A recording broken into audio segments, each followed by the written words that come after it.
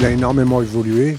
On a toujours eu des qualités, certes, mais je pense qu'au niveau de l'organisation, au niveau de la formation aujourd'hui, au niveau des infrastructures, on a énormément avancé. Et machallah, on ne peut que bien s'exprimer. Et le football d'aujourd'hui, avec la fédération, avec la vision royale, c'est quelque chose d'énorme. Je dirais que celle-là, c'est peut-être la plus jeune, parce qu'aujourd'hui, la moyenne d'âge en équipe nationale, aujourd'hui, elle est pratiquement de 23 à 24 ans. Mais auparavant, on avait des joueurs d'expérience, on avait très peu de jeunes qui intégraient la sélection. Mais aujourd'hui, quand on va dès à 18 ans, la Naoui 21 ou 22 ans, donc c'est tous des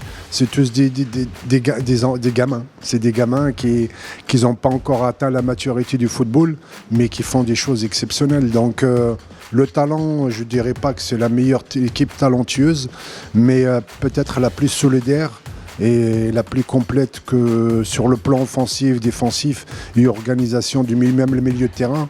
Je pense que même sur le banc de touche, je pense qu'aujourd'hui, il y a une réserve sur le banc de touche, c'est ça qui est important. La mentalité qui a changé. Et aujourd'hui, c'est les dirigeants qui ont fait changer la mentalité. C'est Fawzi Larja, il a mis dans les têtes de tous les sportifs, que ce soit les filles et les garçons, qu'on n'est pas là à célébrer une qualification.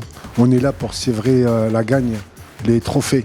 Donc aujourd'hui, quand on est joueur international, on a une autre perspective des compétitions, on a une autre vision, on est plus content de se qualifier et on est là pour performer et pour remporter les titres.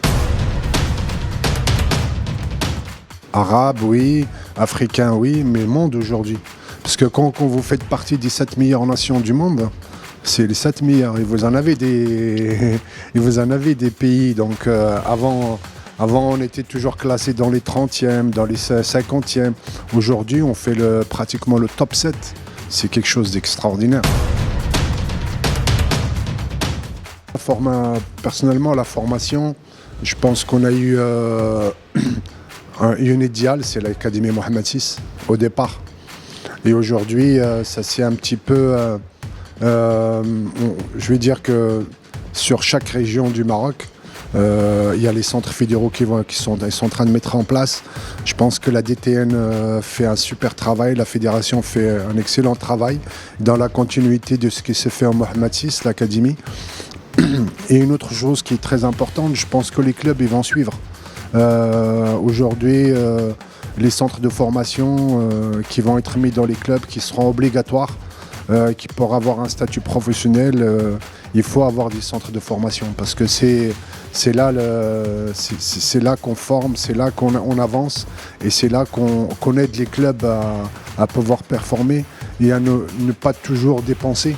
Au contraire, produire et faire rentrer un fonds, c'est d'investir sur des centres de formation et les nouvelles petites générations qui arrivent.